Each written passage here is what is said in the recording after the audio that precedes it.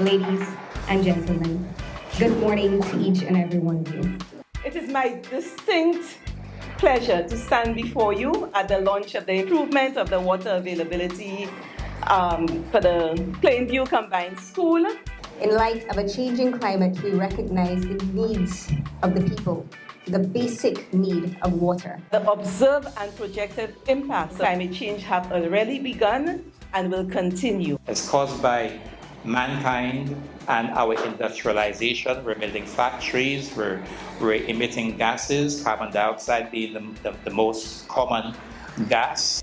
The European Union is a group of countries, 27 countries. So the countries of Europe, they've come together as one group known as the European Union, and they are helping small island countries like St. Lucia. That we try to work together to face problems and bring solutions all together.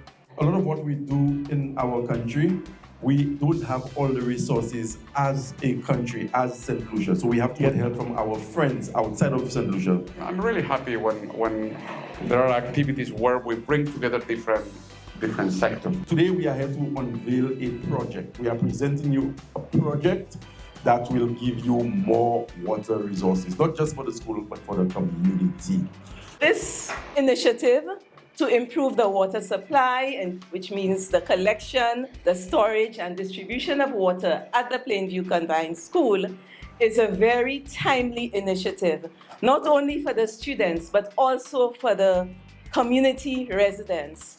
Today we are saying that we cannot rely only on the water in the streams, but we have to harvest. As we invested in what is called a rainwater harvesting program and a rainwater harvesting facility for the school. The schools, including Plainview Combined Schools, are also hurricane shelters in case of a disaster.